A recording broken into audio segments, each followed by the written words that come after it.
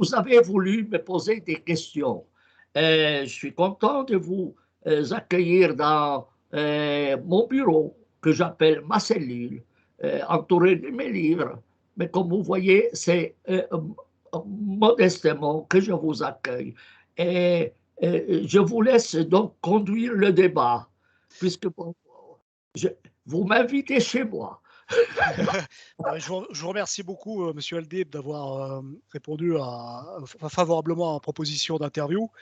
Parce que j'ai vu beaucoup de vos vidéos sur Internet et j'ai vu que vous êtes vraiment un spécialiste de l'islam et que vous n'hésitez pas, contrairement à beaucoup de gens, à parler franchement du sujet, de manière respectueuse, mais en parler franchement. C'est pour ça que je voulais faire une interview avec vous pour clarifier plusieurs points qui ne le sont pas, notamment en France ou dans plusieurs pays européens.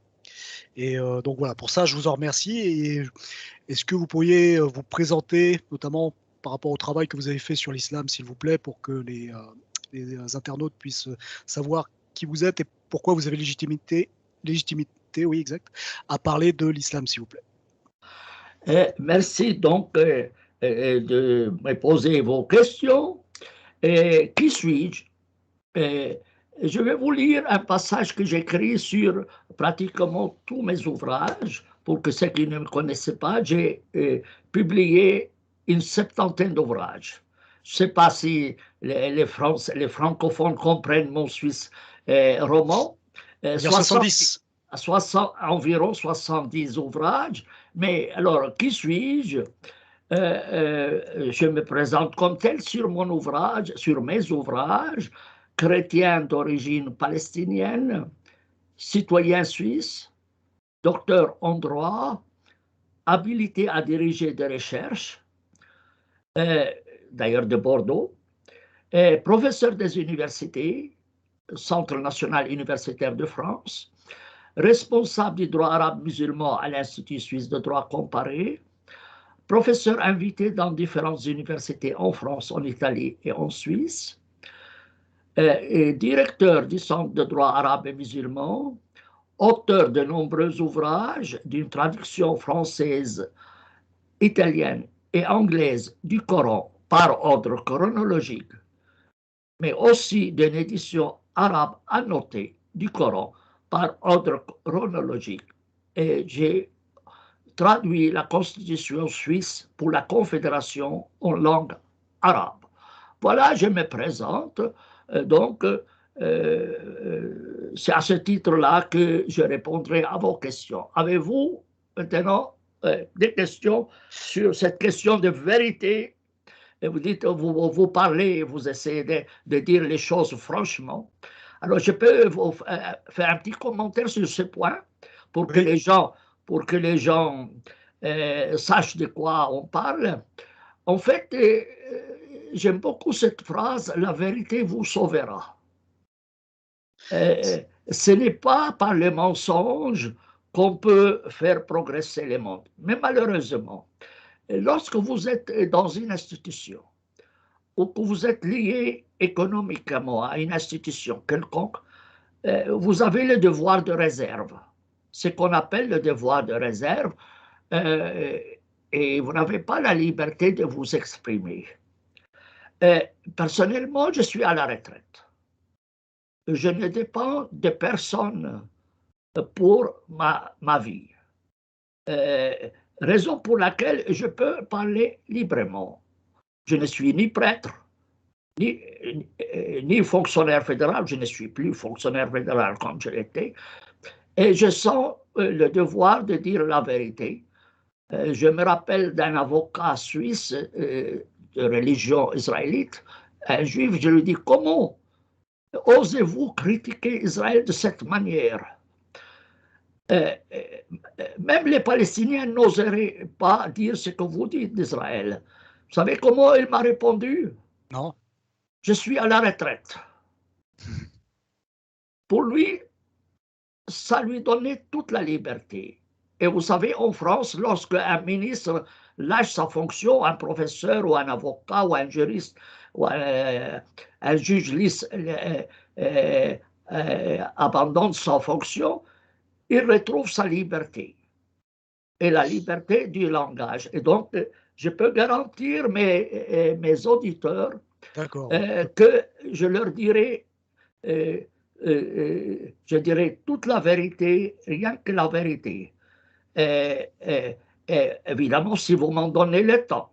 Bien Si vous sûr. m'en donnez pas, je n'aurai pas le temps de, Non, non, mais de dire. on est là pour ça. Alors, Mais cela dit, bon, même si vous avez toute liberté pour parler, c'est pas sans risque de dire certaines vérités au sujet de l'islam. Donc vous acceptez quand même de prendre des risques par rapport à votre vie, je pense. Je ne sais pas si vous avez eu des menaces pour certaines vérités que vous avez pu dire sur ce sujet. alors, c'est une question qui m'est posée à chaque conférence, systématiquement. À peine je termine ma conférence, les gens lèvent les doigts et me disent, Monsieur, vous n'avez pas peur pour votre vie. J'ai eu la visite d'un journaliste ou même médecin français, il fait les deux. Il m'a visité ici. Il m'a dit, je croyais que vous étiez protégé par la police. Il y en a beaucoup qui le sont, comme Hamid Oui, Abdel Samad ou autres.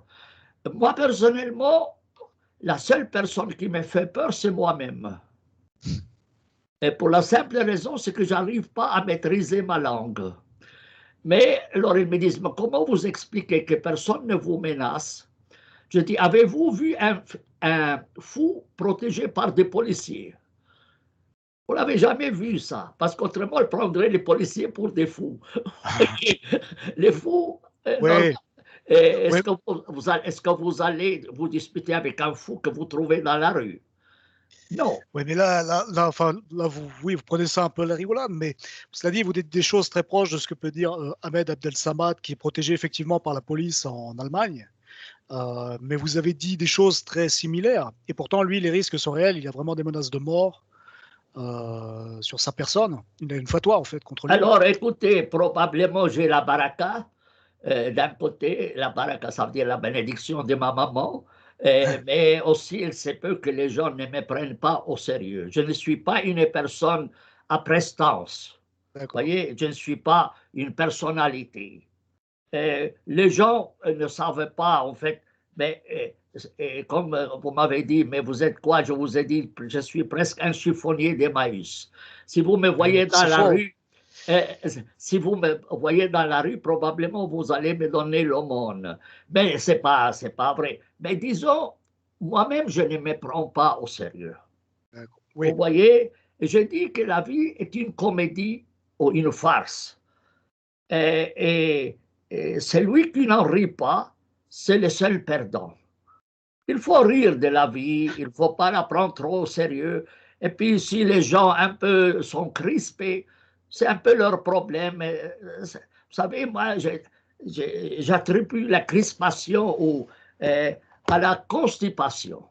Mais vous n'êtes pas, de toute façon, vous n'êtes pas athée. C'est-à-dire, vous n'avez pas peur de la mort.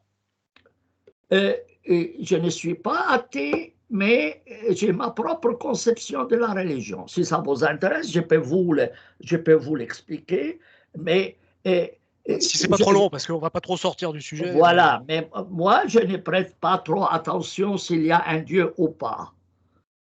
Ça ne m'intéresse pas. Euh, je suis la philosophie de Marc Aurèle, l'empereur Marc Aurèle. Il dit, vivez honnêtement, s'il y a un Dieu qui est bien, il va vous récompenser.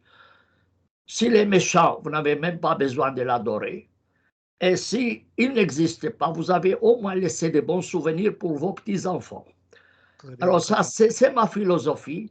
Ce n'est pas le pari de Pascal. Je connais le pari de Pascal, mais je trouve le pari de Marc Aurèle, qui était donc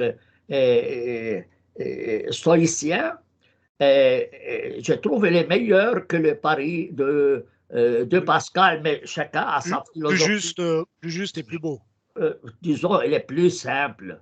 Il est plus simple et plus naturel. Et il est plus proche aussi de ma culture à moi. Vous savez, le stoïcisme a été fondé en Syrie. Je ne savais pas. Oui, Zénon était un esclave syrien, vous voyez, et après il était à Rome, à Athènes, etc. Mais c'est le fondateur des stoïciens et probablement elle a influencé le christianisme. Et j'aime beaucoup cette philosophie. cette philosophie qui appartient à mon milieu naturel. Chacun suit ce qui lui plaît. Voilà, c'est ma conception. Mais quand on me dit ce que vous croyez au bon Dieu, j'ai dit, j'ai même pas le temps pour y réfléchir. J'ai d'autres choses à faire. Alors, cela dit, vous avez réfléchi sur l'islam. Je posais la première question, je suis désolé, c'est pour qu'on essaie de ne pas être trop long dans la vidéo. Non, non, non, mais il faut quand même préciser, parce que moi, je me dis chrétien non dogmatique. D'accord.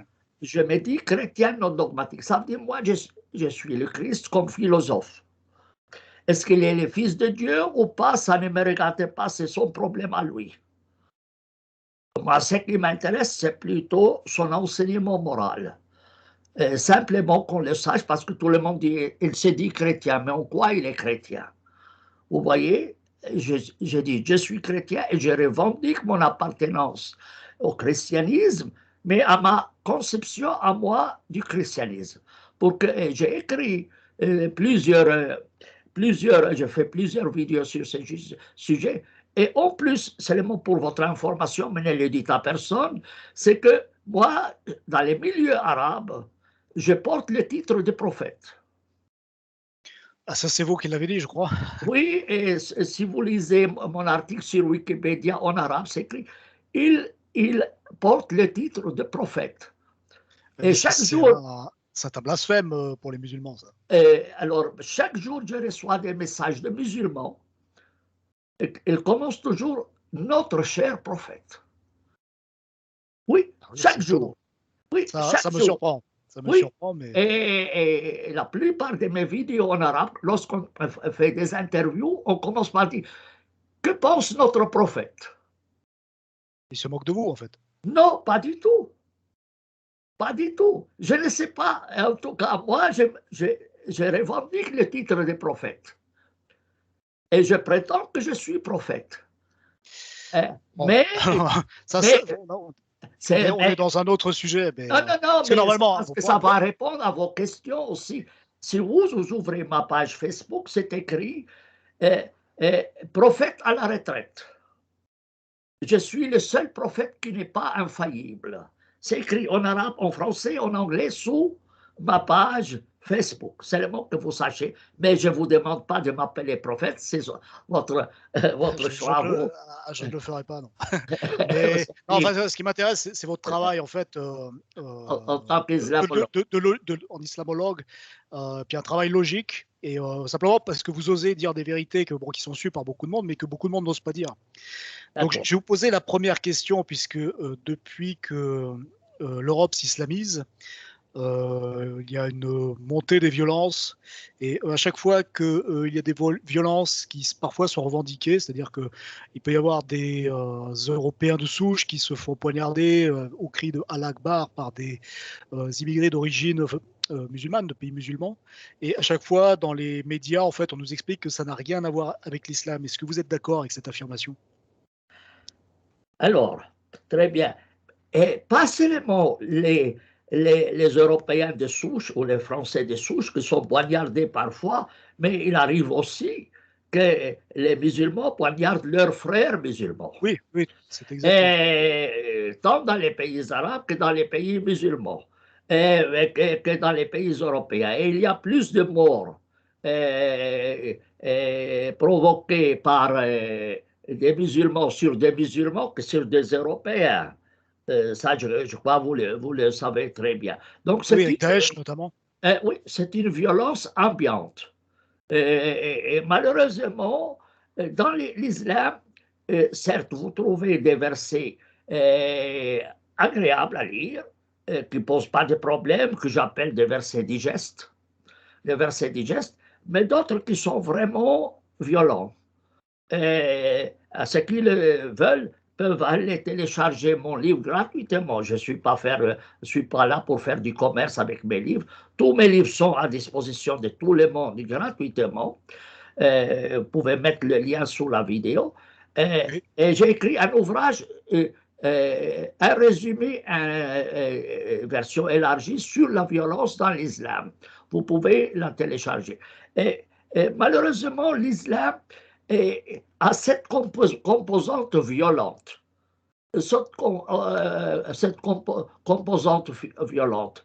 Et, et certes, l'islam vous dit nul contrainte dans la religion, mais en réalité, les sources musulmanes disent que ce verset est abrogé par des versets violents.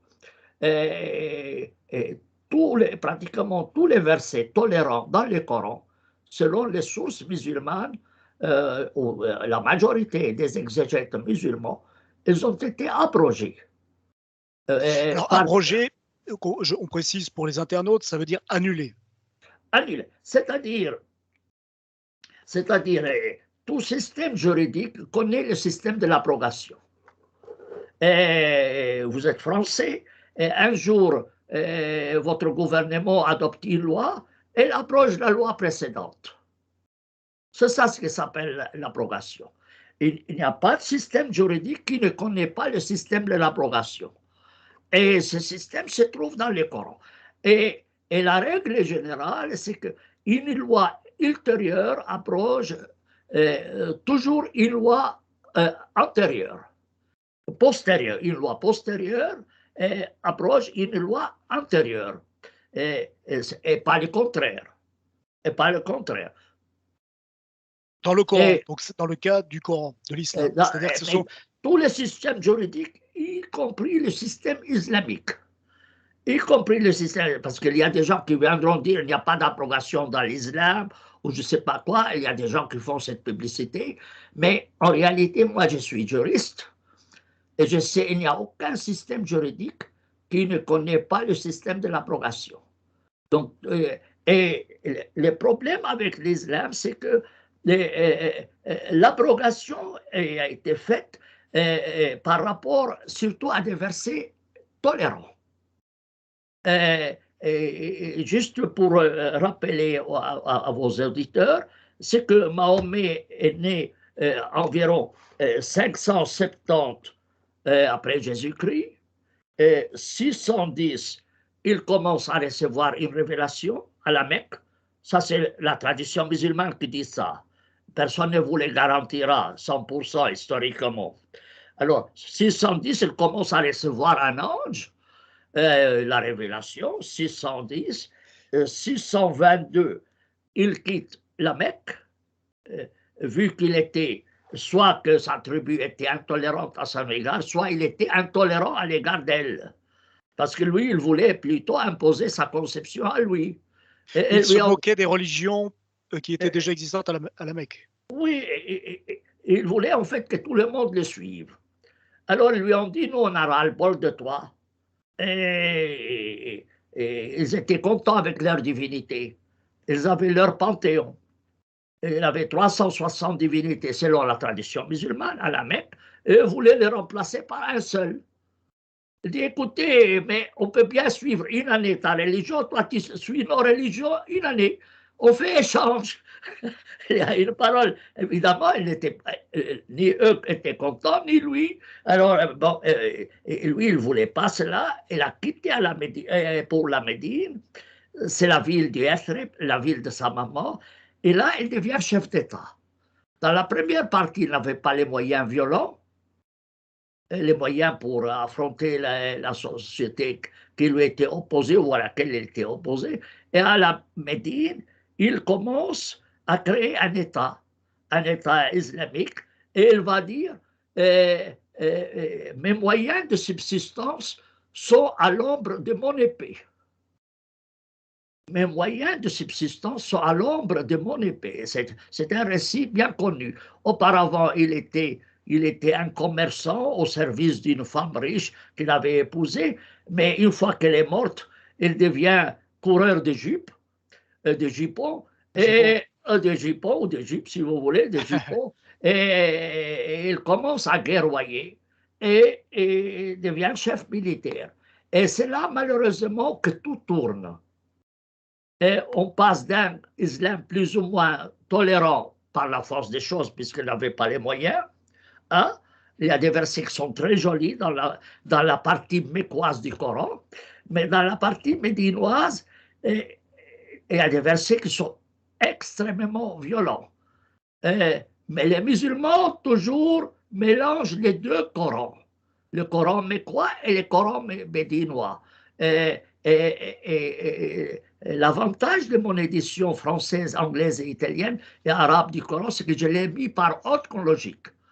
Et avec ça, on peut suivre l'évolution de l'islam. Et la violence est inscrite dans les gènes de l'islam médinois. D'où cette conception de l'islam. Et si vous voulez, je peux vous expliquer quelle est la conception médinoise de l'islam, parce que je peux vous dire qu'en fait, les universités arabes et les universités occidentales n'enseignent jamais l'islam de la Mecque.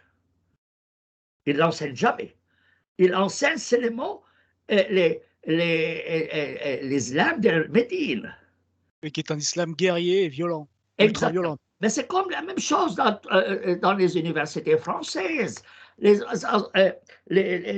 universités françaises n'enseignaient pas les lois abrogées. Ils enseignent les lois qui sont en vigueur, les dernières lois qui sortent. Ils ne vont pas suivre les lois d'il y a 300-400 ans. Ça ne les intéresse pas. On enseigne le droit en vigueur. Et c'est le Coran médinois qui est enseigné. Et ce Coran est un Coran violent qui est basé sur quelques principes très simples. Si vous souhaitez, je peux vous l'exposer, mais je ne sais pas si vous avez d'autres questions. Alors, oui, j'ai d'autres questions, mais si, peut-être vous pouvez citer un verset qui, en fait, énonce cette loi de l'abrogation. Ah, les versets de l'abrogation. Il n'y a pas besoin de citer par cœur, parce que si je commence à citer, ça va devenir long, mais seulement qu'on sache, j'ai écrit un ouvrage entier en français sur l'abrogation. Donc, celui qui souhaite, il peut aller le télécharger. On mettra les liens sur la vidéo. Oui, parce que si je vais commencer à vous citer les versets, on n'en finit pas. Mais ça vaut mieux qu'on puisse dialoguer clairement. Mais donc, il y a plusieurs versets qui, disons, il y a des versets qui énoncent que Dieu peut faire abroger des lois, peut faire abroger les lois et les remplacer par d'autres lois. C'est-à-dire que, excusez-moi, dans une situation précise, la partie mécoise va proposer une solution tolérante, oui. Mais pour la même situation, la partie médinoise va proposer une solution violente. Exact, exact. Et pas seulement ça. Par exemple, je vous donne très simple, et pour que vous expliquiez, que vous compreniez.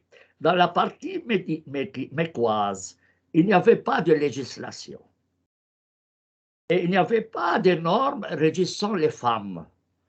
Par exemple, question du voile, question d'inégalité entre hommes et femmes, question de l'héritage, question des sanctions.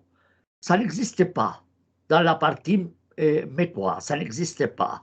Ces normes ont été créées après. Et dans la partie médinoise, mécoise, il est souvent énoncé que c'est un message pour l'humanité, pour tous, et que, en fait, Mahomet n'a que le rôle d'un avertisseur, et que chacun est libre de quoi ce qu'il veut. Mais dans la partie médinoise, c'est fini cela. Et il a établi des normes qui traitent. Alors, il y a un verset mécois qui dit les hommes et les femmes sont récompensés chacun selon ses mérites. Et il n'y a pas d'inégalité dans la partie mécoise en matière de femmes, ni entre croyants et non-croyants. Il s'adresse toujours aux humains. Et les versets commencent aux humains. Ils s'adressent à l'humanité, aux hommes, ou tout ce que vous voulez. Moi, je les traduis aux humains. Dans la partie médinoise, il commence à distinguer entre croyants et non-croyants. Et évidemment, les mécréants seront à l'enfer, et les croyants seront au paradis. Et il a établi des normes régissant les femmes, le voile, la succession, et puis des normes relatives à à l'héritage, inégalité donc à l'héritage, aux sanctions, des normes, des rapports entre musulmans et non-musulmans, les rapports de l'État avec les non-musulmans, avec l'État musulman, avec les autres. Les autres. Oui. Et ces normes-là n'existaient pas dans la partie mécoise. Alors là, on peut préciser qu'il y a des normes inégalitaires, notamment à l'endroit des chrétiens et des juifs qui peuvent vivre en terre musulmane à condition qu'ils payent un impôt. Et c'est précisé dans le Coran que c'est payer un impôt en état d'humiliation. Donc il y a vraiment l'idée de rabaisser, d'humilier alors c'est très bien. Votre ceux qui ne sont pas musulmans. Non, et votre question est très bonne. Alors, en fait, l'islam, ou le Coran médinois, où les juristes ont déduit du Coran médinois le système suivant. Les vrais citoyens, c'est les musulmans. Si vous devenez musulman, vous êtes des nôtres. Vous avez une égalité de droits, plus ou moins. Il y a après une distinction entre, que les juristes ont établie entre les gens de la tribu de Mahomet ou pas. Est-ce qu'une femme koraïchite pouvait être épousée par un qui n'est pas koraïchite, etc. Il y a des juristes qui ont trouvé des normes pareilles, mais en principe, c'est une égalité. Ensuite, les autres sont partagés en plusieurs groupes. Il y a ce qu'on appelle les gens du livre. Les gens du livre sont principalement deux, les chrétiens et les juifs, ou les juifs et les chrétiens, auxquels on a ajouté les sabéens et les zoroastriens. Et après, on a fait suivre à cela aussi les samaritains étant d'origine juive, les juristes.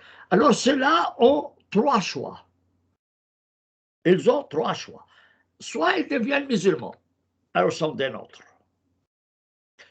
Soit ils acceptent de payer les tributs en état d'humiliation.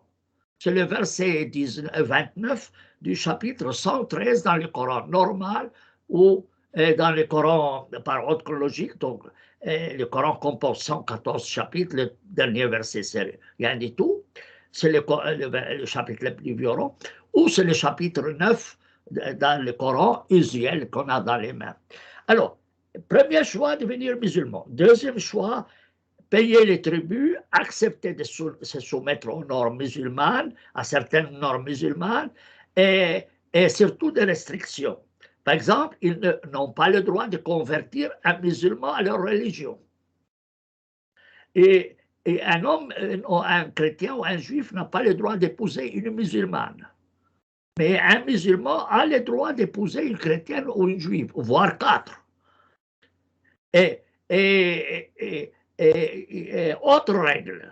Autre règle qui s'appelle les conditions de Omar. Ça veut dire qu'il aurait établi un traité de paix avec des chrétiens en mettant plusieurs versets, normes discriminatoires à l'égard des non-musulmans, des juifs et des chrétiens. Alors, s'il accepte ni être musulman, ni de payer les tributs en état d'humiliation acceptant les normes, alors ils n'ont le choix que la paix, que l'épée. La mort. L'épée, c'est safe. Alors, un verset s'appelle d'ailleurs le verset du sabre. Alors, c'est le verset 5. Le verset 5 du chapitre 9, sur Tawbah. Alors, dans ces cas-là, s'ils sont vaincus, on coupe les têtes des gens, on prend les femmes, on les rend esclaves, et on prend possession de leurs biens. C'est-à-dire que les femmes, oui, le Coran autorise les musulmans à violer les femmes non musulmanes. C'est-à-dire que les femmes deviennent esclaves des combattants. Et les femmes sont partagées comme du butin, comme un butin, à ceux qui participent à la guerre. Et aussi les biens qui sont acquis des non-musulmans, et une partie des butins va à l'État, mais l'autre partie est partagée entre les combattants. Et évidemment, les femmes des non-musulmans, ça c'est ce qu'a fait Daesh. Ça, c'est ce qu'a fait Daesh. Alors, si vous ne faites pas partie de ces trois groupes, si vous faites partie des Juifs et des chrétiens et des Sabéens et des Zoroastriens, disons, ajoutons cela, plus ou moins, alors reste quoi les polythéistes? Les polythéistes qui n'ont pas de livre sacré. Parce que le Coran estime que les Juifs et les chrétiens ont eu des prophètes. Et ils ont leurs livres. Et eux ont le droit de suivre leur religion, mais à des conditions que je t'ai données. Oui. Si par contre, ils n'acceptent pas, on les massacre, on prend leurs femmes et leurs biens. Si tu n'es ni juif, ni chrétien, ni zoroastrien, ni sabéen, alors tu es polythéiste, ça veut dire que tu adores plusieurs divinités. Et là, il y a deux choix seulement. Soit tu deviens musulman, et dans ce cas-là, tu deviens d'un autre. Soit c'est la troisième possibilité laissée aux juifs et aux chrétiens, l'épée. Alors, on massacre les hommes, c'est la guerre jusqu'à l'extermination ou la soumission. Et on tue les hommes ou on a servi les enfants, les femmes, les biens, etc. Et d'ailleurs, c'est quand les musulmans ont occupé l'Inde sur 5 siècles, ils auraient massacré 80 millions d'hindouistes. Oui, 80 millions. Oui, c'est le plus grand génocide de l'histoire. Alors, effectivement, les chiffres sont évalués à plusieurs dizaines de millions. Ouais. Alors après, oui, disons, il y a des chiffres qui vont jusqu'à 80 millions, mais d'autres qui disent 50. Mais même s'il y a 10, c'est déjà beaucoup. Oui, alors, ça, c'est les trois groupes. Maintenant, un autre groupe qui vient, c'est les apostats. Ça veut dire, si vous êtes musulman, soit parce que vous êtes né d'une famille musulmane, soit parce que vous vous êtes converti à l'islam et que vous ne voulez plus devenir musulman ou que vous vous révoltez contre l'État musulman ou vous refusez de vous se mettre aux normes musulmanes, dans ce cas-là, vous serez traité même pire que les autres. C'est-à-dire peine de mort et on ne peut même pas faire de trêve avec eux. Et oui, on peut les attaquer des nuits comme des jours. Et aucune pitié à leur égard. Alors les apostats, c'est d'ailleurs un des principaux problèmes de l'islam aujourd'hui, un des principaux pour lesquels ils ne sont pas donc, ils n'ont pas réussi à s'en sortir, duquel ils n'ont pas réussi à s'en sortir, c'est la question de l'apostasie, la liberté religieuse. Jusqu'à aujourd'hui. D'ailleurs, je vous avertis que toutes les religions ont une attitude négative à l'égard des apostats.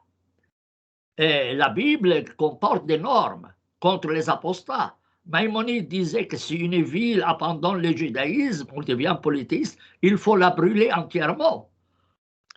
Oui, c'est notamment particulièrement l'Ancien Testament qui mais oui, mais moi, sévère et cruel. Quand je dis la Bible, c'est l'Ancien Testament. Il faut bien préciser. Tu as bien fait de me le rappeler. Alors, donc, la question de l'apostasie reste une question épineuse pour les musulmans. Et je crois que dans une de vos questions que vous aviez posées, parce que vous m'avez envoyé quelques questions, juste pour voir comment procéder, c'est la question, le code pénal des pays arabes, et des ministres arabes de la justice. Oui, alors, ça c'est, on peut se vouvoyer ou tutoyer, on peut se tutoyer si... On peut se tutoyer, c'est le plus simple. Parce que ça ne te dérange pas? Non, c'est plus court, on peut dire plus de choses. D'ailleurs, en arabe, on n'a pas le vous. Oui, comme en anglais. Non, au contraire, en anglais, c'est les you. You, c'est you. Oui, c'est pour les deux. Ça fonctionne pour les deux. On sait pas la sauf pour les majestés. Pour la majesté, le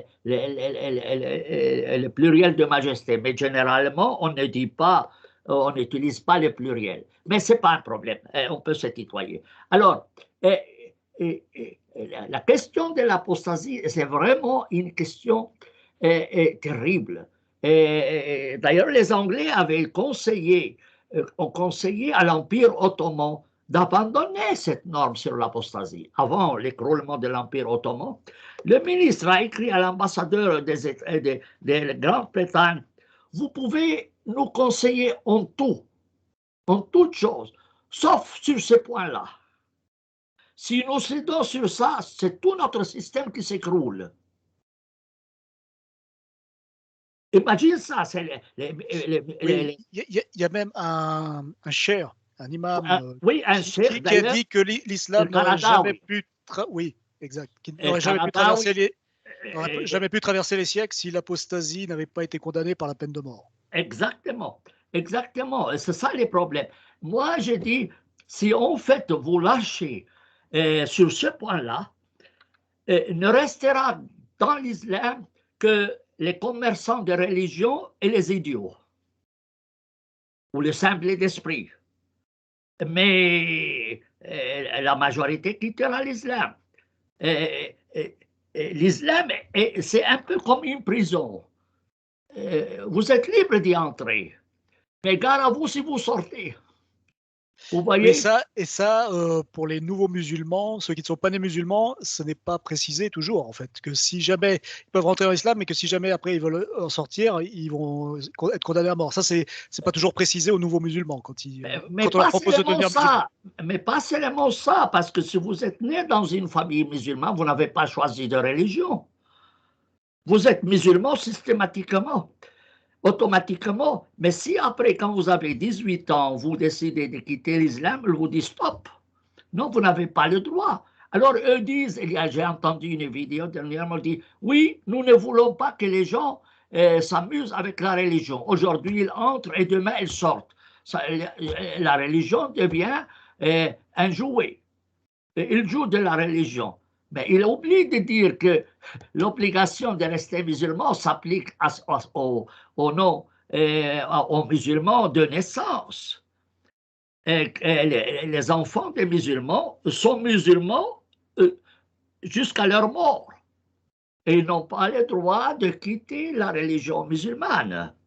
Et d'ailleurs, tous les documents des Nations Unies affirment cette liberté religieuse, mais les pays arabes ont toujours opposé des réserves à ces normes, en disant nous ne pouvons pas accepter cela. Nous garantissons à chacun la liberté de vivre sa religion, mais dans les limites que vous connaissez, que tu connais.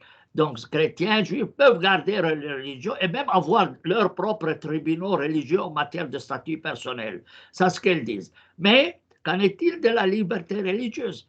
Jamais, jamais, jamais les musulmans n'admettront. D'ailleurs, Chevènement a voulu faire un accord avec les musulmans. Une des clauses était que les musulmans acceptent le principe de la liberté religieuse. Et les musulmans ont refusé de signer cet accord. Et il a dit le supprimer. Chevènement, en France. En France, oui. Donc c'était monsieur. Oui, vous savez, vous connaissez ma phrase, à force de reculer, on finit par se faire enculer. Excusez-moi ce terme. En fait, monsieur Chevènement s'est fait enculer. Je m'excuse, parce que c'est quand même un principe de la Révolution française. C'est un principe des Nations Unies. C'est-à-dire qu'il y a une corruption des politiciens français qui acceptent de se soumettre aux forces de l'islam. Ce n'est pas cela, c'est pas cela. Vous savez, monsieur Chevènement et la majorité des politiciens français n'ont pas de couilles. Vous savez, et ça dépend pas qu'en France. Non, mais moi je parle de la France. Forcément, vous savez, et ça dépend pas d'hommes et femmes. Vous savez, la personne qui a les plus grandes couilles en France, c'est qui? C'est l'actrice française, comment on s'appelle? Brigitte Bardot. Je crois que c'est la seule qui a les plus, c'est celle qui a les plus grandes couilles en France. Il y a Jean-Marie Le Pen, il y a quand même des personnes qu'on osait parler. Il y a Pierre Cassin aussi Même Zemmour manque des couilles. Même Zemmour manque des couilles, à mon sens. Mais bon, je ne suis pas là à faire le vétérinaire. Ça ne me regarde pas. Non, Mais mais en Angleterre ou en Allemagne, c'est pareil. Il y a beaucoup pareil, de politiciens qui même se en font, Suisse, qui se font enculer pour reprendre tes mots. même en Suisse, même en Même Suisse. oui. Même en Suisse, alors, pour que nous avons la Commission fédérale contre le racisme qui sort les griffes si vous touchez à l'islam. Mais du Oui, moment bah ça, que c'est vous toujours l'islam, l'accusation au il racisme. commence aux antisémites, À anti-musulmans, l'antisémitisme également. islamophobes, tout ça. Je ne veux pas vous raconter tout, on en sortirait pas. Alors, on avait dit qu'on. Attends, on avait dit qu'on se tutoyait. je m'excuse, mais tu sais, moi, je suis vieux et j'oublie. Mais ça fait un petit peu bien de me rappeler. Alors, c'est une des questions. La deuxième question qui pose problème pour les musulmans, c'est le problème des mariages mixtes. Les musulmans épousent des chrétiennes ou des juifs ou autres, mais ils n'acceptaient pas le contraire. Ils n'acceptaient pas qu'un chrétien épouse une musulmane. Et c'est complètement inégalitaire. Enfin, la vision Inégalité. du monde par le musulman est inégalitaire. Mais même en France.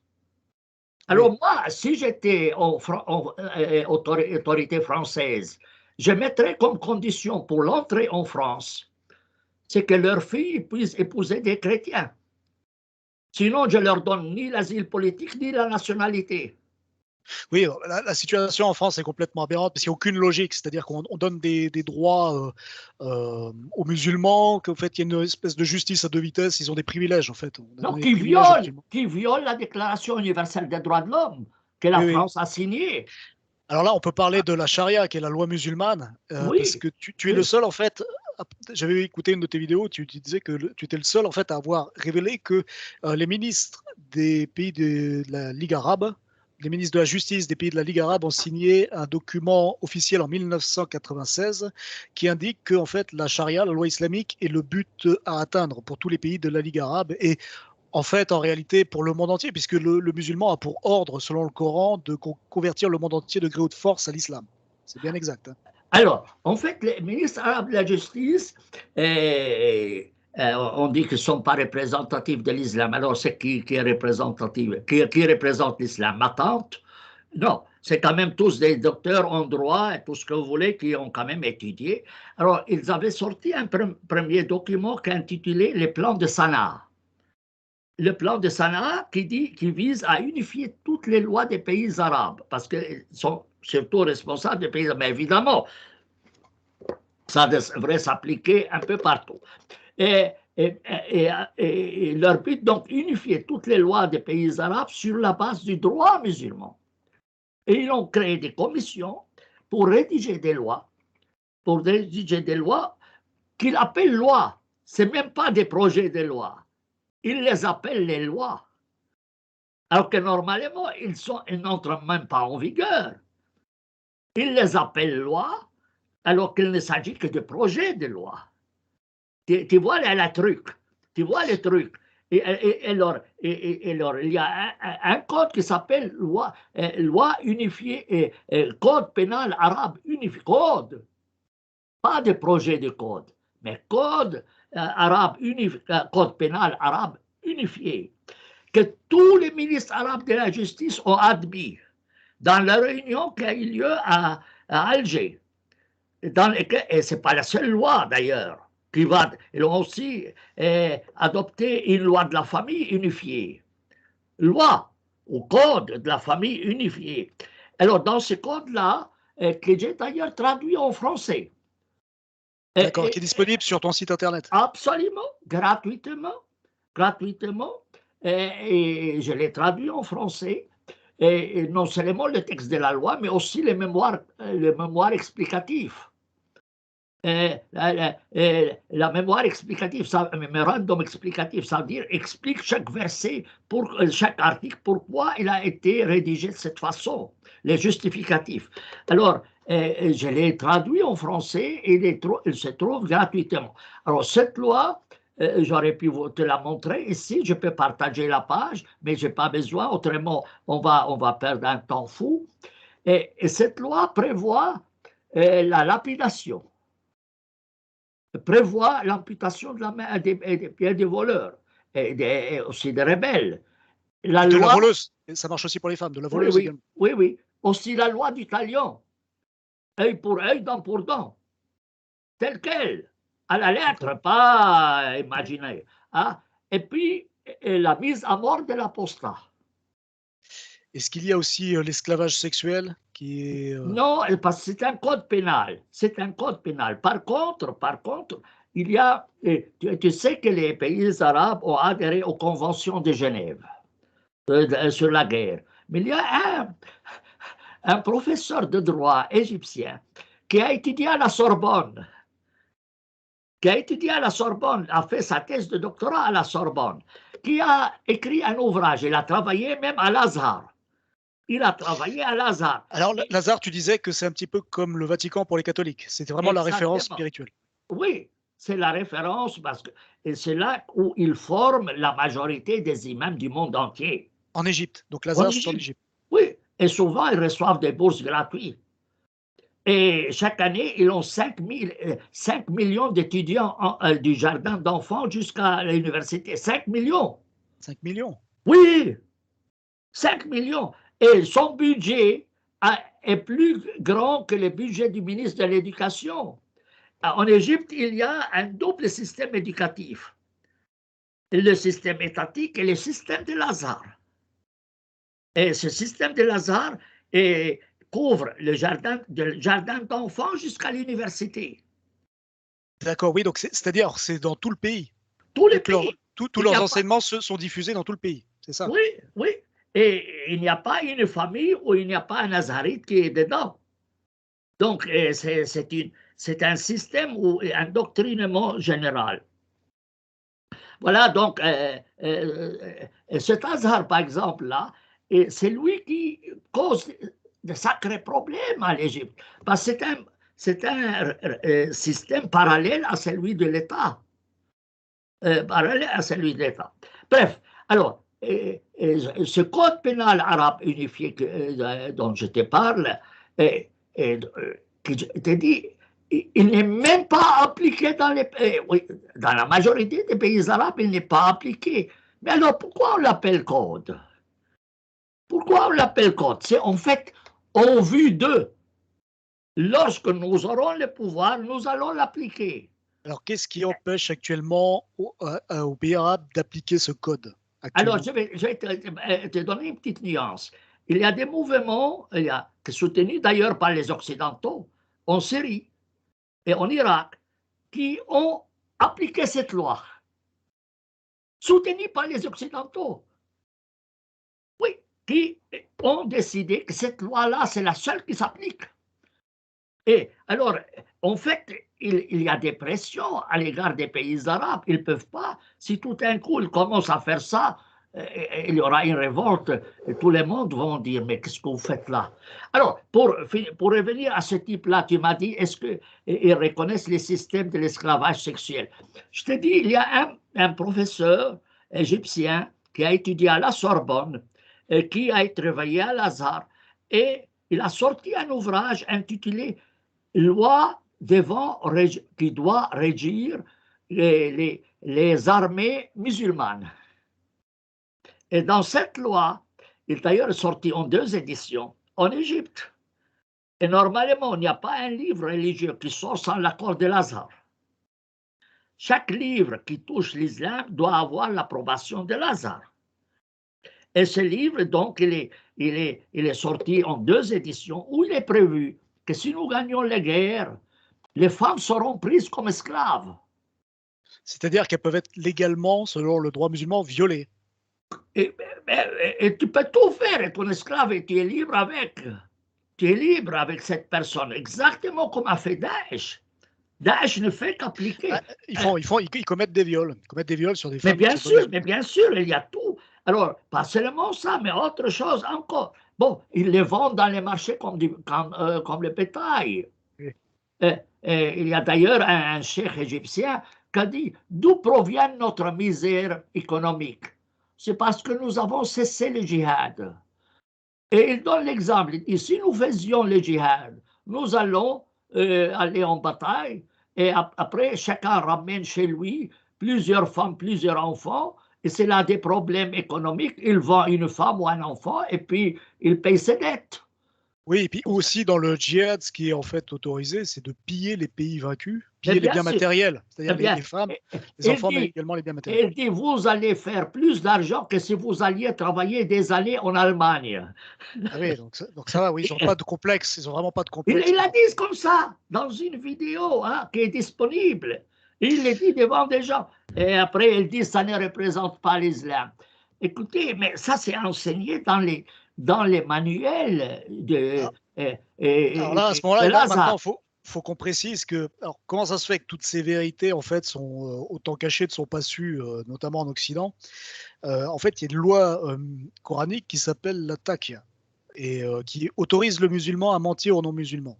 Est-ce que tu peux nous parler un petit peu de cette loi, la Oui. détailler, s'il te plaît? Alors, écoute, de nouveau, moi j'ai écrit un ouvrage sur ce sujet, un ouvrage entier, en français et Et en arabe, qu'on peut télécharger qu'on sur ton peut site. télécharger gratuitement. Alors, en fait, il y a un verset du Coran qui dit que, en fait, il est interdit d'avoir une alliance ou une amitié à l'égard de mécréants, sauf en état de faiblesse. Si vous êtes en état de faiblesse, vous pouvez avoir une amitié. Mais tant que dure cette faiblesse, évidemment. Une fois que vous êtes plus fort, Et c'est une fausse amitié, c'est de la mais, manipulation. mais il faut dire qu'en politique, mon professeur me disait, en politique, il n'y a pas de morale, ni d'amitié. Mais Il n'y c'est a que difficile à des concevoir. intérêts. Ça, c'est difficile à concevoir pour des gens qui, s'ils ne sont pas chrétiens, ont une culture, disons, chrétienne, qui assimilent la religion à quelque chose de, enfin, à la vérité, à quelque chose à la pureté. Ils ont beaucoup de mal à concevoir, en fait, tout cet aspect de manipulation, de mensonge, d'être Non, trompé de cette mais manière. écoute, en politique, tous les pays occidentaux pratiquent cette politique. C'est le réel politique. Il ne faut Oui, pas croire que, il faut pas ça c'est pour croire les que, politiciens. oui, mais c'est eux qui gèrent la société. Et toi, tu es en état de virginité. Il n'y a pas de problème avec toi. Mais c'est le problème, c'est qu'ils gèrent Pas bien. nos Je suis pas vierge, sociétés. Non, surtout. mais c'est ton affaire. Alors, mais le problème avec nos politiciens, comme disait donc mon professeur de sciences politiques, il me dit, camarade, parce que lui, il était évadé de la Tchécoslovaquie, il était ambassadeur de la Tchécoslovaquie. Il m'a enseigné les sciences politiques. Quand il s'adressait à moi, en rigolant, il dit, camarade. Il dit, camarade, en politique, il n'y a pas d'amitié, il n'y a pas de morale, il n'y a que des intérêts. Et c'est comme ça, malheureusement. Et tu as vu dernièrement les États-Unis qui ont lâché l'Afghanistan, Oui. avec des millions qui risquent de mourir de faim, etc. Mais je ne vais pas entrer dans la politique internationale. Donc, il faut te méfier. Il faut te méfier. Toutes les politiques sont construites sur les réels politiques. Toutes sont mensongères.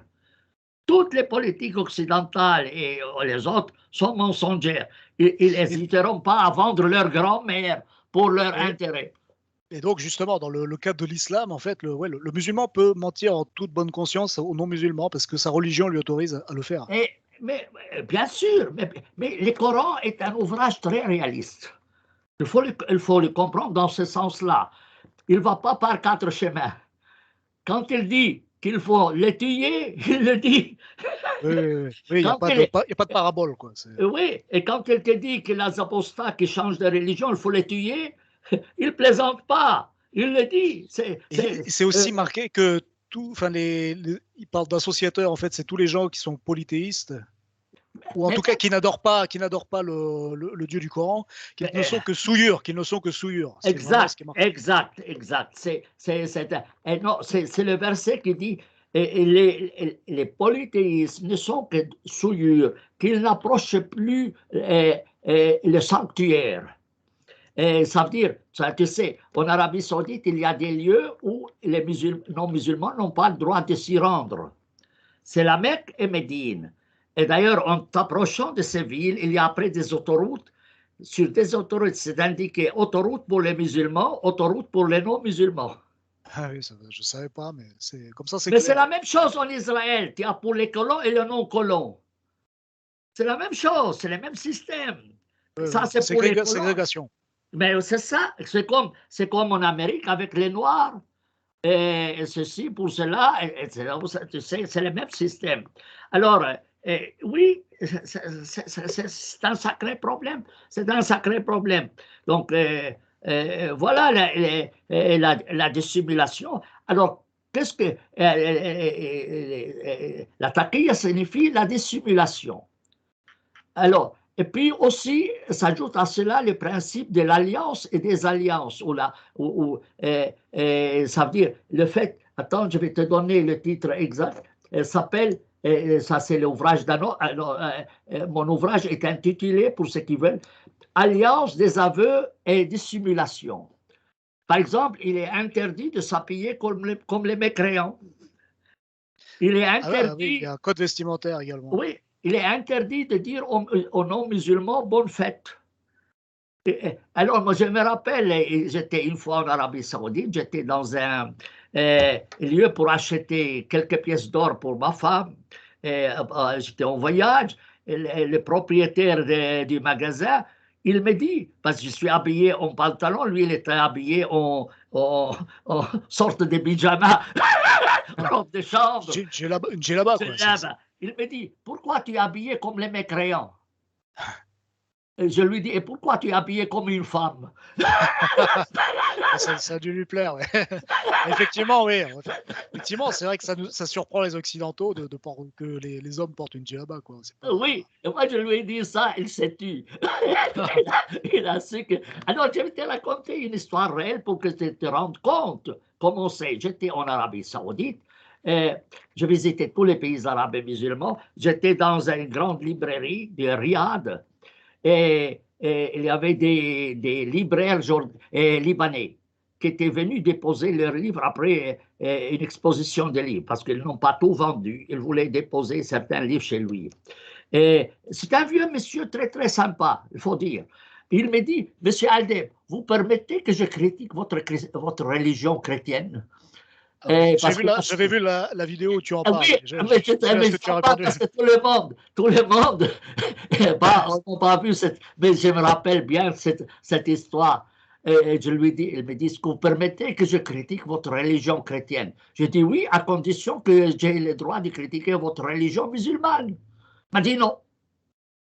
Vous avez le droit de critiquer, j'ai le droit de critiquer votre religion, vous n'avez pas le droit de critiquer la mienne. Je dis alors, pourquoi est-ce que vous voulez ça? Et si vous êtes quand même pressé, vous voulez quand même me critiquer, vous allez aux toilettes, vous vous fermez dedans, vous racontez tout ce que vous voulez et vous sortez, vous êtes soulagé. alors, alors, il me dit quoi? Vous, les chrétiens d'Orient, vous avez les têtes têtues. Je dis pourquoi? Il dit, nous, quand un Américain vient chez nous, en 5 minutes, on le convertit à l'islam. Oui, ils convertissent en 5 minutes en américain, ouais. Il dit, je dis, remerciez Dieu que vous avez trouvé plus idiot que vous. Effectivement, oui. Oui, mais en 5 minutes, en plus. Vous savez, avec les musulmans, il faut être clair. Et si vous n'avez pas des couilles, ils vous montent. Alors, vaut mieux être. En fait, oui, parce que l'islam est une religion de guerriers, c'est-à-dire que tous les hommes sont censés être des guerriers, donc il faut être soi-même un guerrier pour pouvoir, en fait, garder son territoire, quoi. Oui, et elle doit savoir que moi, je ne suis pas quand même un saute-mouton. Tu vois? Alors, quand je lui dans son pays, imagine, dans son pays, face à des invités, et lui, il voulait montrer qu'il est zélé, qu'il veut convertir les gens à l'islam. Je lui tape dessus. et il était de l'âge de mon grand-père, tu sais, il avait environ 80 ans. Et moi, en fait, mais là, il n'a rien dit, quoi. Du coup, il n'a rien dit, quoi. Mais qu'est-ce que tu veux qu'il dise? Et tu sais, c'est comme tu tues un taureau. Tu tues un taureau. Tu sais comment tu fais? Tu prends un grand marteau, tu tapes sur son front, tout de suite il est par terre. Ah, je ne savais pas. Mais... Ah, mais c'est le je retiens. Mais c'est, oui, en fait, il faut y aller franchement. Il faut étourdir. Et tu prends, il faut prendre un grand marteau en bois. Soit tu l'endormis électriquement, une chose comme ça, tu lui donnes un chèque électrique, soit tu prends un tac, ou bien un percuteur, un pistolet percuteur qui va dans le cerveau, n'est-ce pas? Mais le système ancien, tu sais, avant, ils tuaient les taureaux dans les quartiers latins à Paris. Alors le sang giclait dans tous les sens, les taureaux s'agitaient. Alors il a trouvé ce système, prend un grand. Oui, alors il prenait un grand marteau en bois, tac sur le front. Le taureau était KO. Alors ça, c'est ce que beaucoup de chrétiens en fait ont oublié, parce que c'est-à-dire qu'ils sont piégés par la charité chrétienne et la non-violence qui est beaucoup prêchée dans les évangiles. Alors justement, face à l'invasion musulmane que connaît l'Europe notamment, est-ce que tu penses que le christianisme peut être une réponse? Je veux quand même t'interrompre là. On dit en arabe, soit tu es loup, soit les loups te mangeront. Et ce que tu ne sais pas, c'est que moi je m'appelle Sami Aldib, ça veut dire Sami les loups. Ouais, je sais pas. C'est bien. Je dis 5000 les loups. Je dis, j'ai encore mangé personne, mais méfiez-vous, hein. Si jamais. Ouais. Oui, non, faut pas être. Moi, je sais. Il faut pas être un mouton. Il faut pas être un mouton. Avec moi, j'ai pas de pitié. Et quand je vais avec un grand morceau. Hein. Donc tu es pour la légitime défense. Voilà, tu es complètement pour la légitime. Affirmer mes droits. Il ne faut pas lâcher. Donc le droit à vivre. Le droit à vivre en paix. Oui. Avec une morale chrétienne pour ton cas. Mais le droit de vivre en paix et de ne pas être obligé de te soumettre à la charia en Europe, en Suisse. Voilà. Et dire. Et estimer que c'est un devoir, c'est même pas un droit. C'est un devoir à l'égard des musulmans d'être ferme. Alors j'ai dit, c'est pas la faute des musulmans, c'est la faute des occidentaux lâches. Qui se laissent faire, oui. Oui. Alors c'est normal si les occidentaux se laissent faire. Mais pourquoi est-ce que les musulmans n'en abuseraient pas? De quel droit? C'est vrai qu'il y a une grande lâcheté. Il y a aussi une grande, parce que moi je le vérifie, je discute avec des Européens. Il y a une grande ignorance aussi. Alors après, est-ce que c'est légitime? Enfin, est-ce que c'est pas de leur faute aussi, puisqu'ils ne cherchent pas à se renseigner? Parce que c'est vrai que en 10 minutes, si on se renseigne sur Internet, on peut trouver tous les versets violents dans le Coran. Mais donc alors, on peut se rendre compte du problème. Alors, question de l'ignorance, il faut savoir une chose, c'est que dans les universités françaises, on n'enseignait pas le droit musulman, ou très peu. Alors, on n'a pas de formation, ou très peu. Et même ceux qui enseignent, ils n'osent pas dire les choses comme ils sont. Ils n'ont pas de couilles. Non, ils ne peuvent pas. Ils n'ont pas de couilles. Mais parce que le lendemain, il y aura des procès contre eux, ils sont éjectés. Alors, ils présentent, je te dis, ils présentent un islam qui épargne leur tête. Ou qu'ils sont ignorants. Alors, qu'est-ce que tu veux que je fasse? Moi, j'ai proposé à l'Université de Genève de leur donner des cours. Je sais que j'ai enseigné les fondements du droit musulman et introduction au droit arabe dans des universités françaises. J'ai proposé cela à l'Université de Genève gratuitement. Ils ont refusé. Ils ont refusé. Ils ont eu peur. Mais oui, ils ne veulent pas des problèmes. Et après, ils vont se faire avoir. Mais c'est la même chose, mon cher ami. On a maintenant l'épidémie. Coronavirus. Alors, quand tu as cette maladie, tu vas chercher des experts pour trouver un médicament. Tu ne vas pas aller chez Coluche.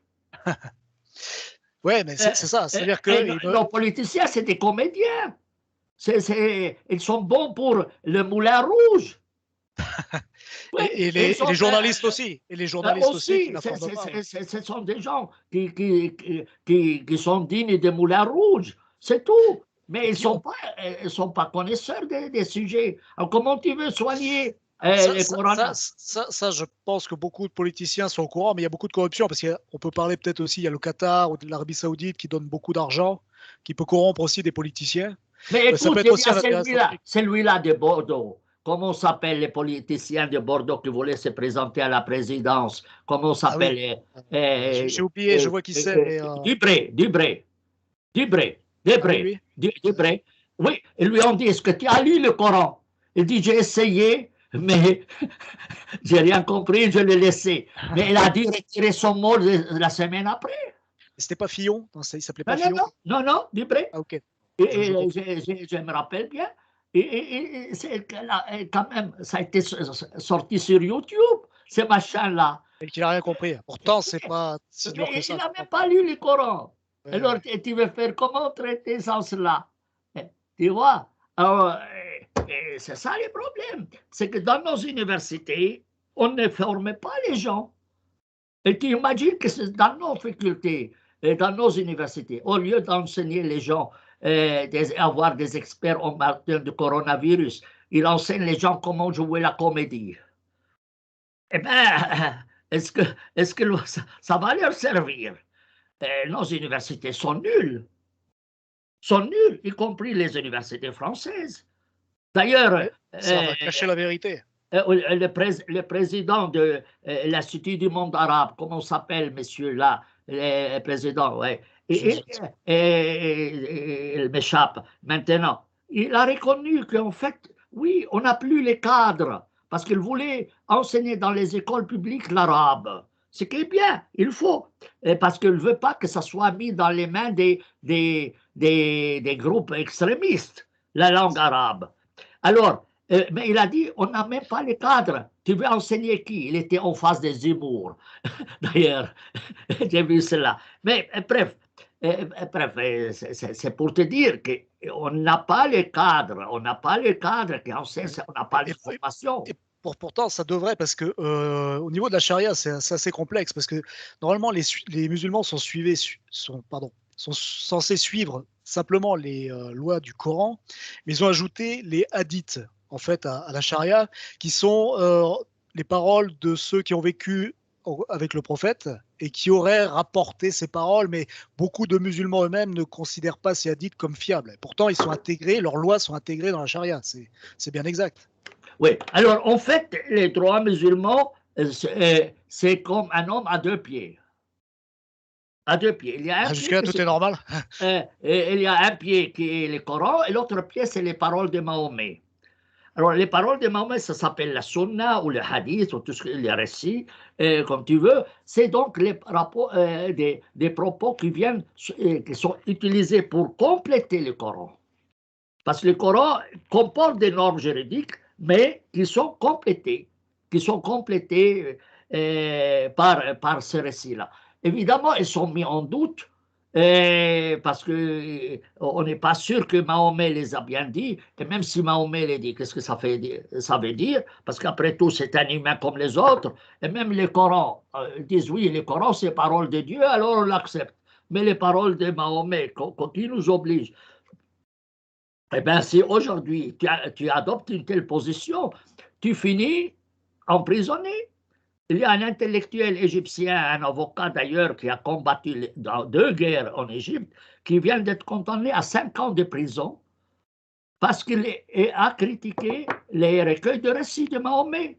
Les hadiths, la sunna. Oui, et 5 ans de prison. Il a, je crois, 78 ans.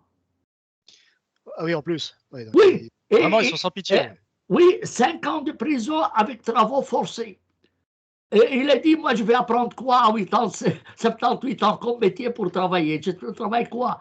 C'est un avocat. Il a encore de l'humour, ça va. Oui, oui. Mais enfin, oui, non, On attend, et c'est même, tu peux même pas faire appel à cette décision, parce que c'est un tribunal de sécurité nationale, et seul le président de la République peut, disons, confirmer ou infirmer cette décision.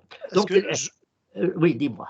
Parce que je crois que, en fait, dans les hadiths, c'est la lapidation, en fait, des adultes de l'adultère pour les femmes et les hommes. Ce n'est pas dans le Coran, mais par contre, c'est dans les hadiths, c'est ça? Alors ça, c'est une histoire de fou. La lapidation, c'est une histoire de fou. Alors certains disent qu'il y avait un verset dans le Coran sur la lapidation. Et Omar a dit, moi je l'ai entendu et je l'ai appliqué. Et le calife Omar l'a appliqué. Il dit, mais il est où? Il dit, Dieu l'a levé. Il dit, oui, mais alors vous la mettez. Non, ils ne l'ont pas mis dans le Coran. Mais l'Arabie saoudite applique sur la base de ce verset qui s'est envolé. Oui, oui, en fait, ils s'appliquent avec les hadiths qui ne sont pas fiables. La lapidation. Non, attends, c'est pas comme ça. Ça veut dire il y a des versets qui sont abrogés. Leur lettre est abrogée, mais leur caractère normatif est maintenu. Mais en fait, ce n'est pas écrit noir sur blanc dans le Coran C'est qu'il ça. faut. Mais je vous te dis, Et, le texte oui, est c'est une histoire de abrogé. fou, effectivement. Oui, le texte est abrogé, mais la norme est maintenue. Ouais, mais alors ça, c'est sur la source des hadiths. C'est parce Et, que c'est marqué oui, dans les hadiths. d'accord, Mais d'accord, pourtant, mais, ce n'est pas fiable. tous les commentateurs le citent de verset, comme quoi ce verset a existé. Et il y a même un verset qui est censé exister dans le Coran. Mais il est où? Aïcha, la favorite de la femme, elle dit pendant qu'on préparait les funérailles de Mahomet, ce verset était écrit sur un morceau de peau sous mon lit. Une chèvre est entrée, il l'a mangé. Eh Ah ben, oui, oui, encore une histoire bizarre. bizarre, dit. Oui, mais c'est la manche, vous pouvez quand même l'ajouter. Oui, Alors, oui. tu imagines des J'avais histoires. entendu parler aussi de cette histoire. Mais, alors, C'est puis, des alors, histoires de fous. oui, Des effectivement. histoires de fous. Alors, Parce que si il y a c'est. des choses absurdes dans les Oui, parce hadiths. que Et puis, si c'est vrai. Mais il y en a d'autres. Mais il y en a d'autres. Mais il a relevé que Mahomet avait passé des nuits avec des gens qui le montaient toute la nuit. le quoi? Qui le montaient, Le, qui le sodomisaient qui le toute la sodomisait. nuit. Ils ont gardé ça. Ils Oui, ont gardé ça. oui, Ils sont fous. mais Ils sont il s'en fous. fout. Mais il l'a Ils dit, sont fous. Ils sont fous parce qu'en plus, genre, cet avocat l'a dit. Il y a même un des plus rigolos. C'était, tu sais que les bureaux de l'Égypte sont encombrés d'employés, de fonctionnaires. Alors, il y a mixité entre hommes et femmes. Mais c'est interdit la mixité dans l'islam. Mais Aïcha a trouvé un système. Il suffit qu'un monsieur et une femme allaitent un garçon, même un adulte, il devient sa parenté. Donc la règle de la mixité ne s'applique pas.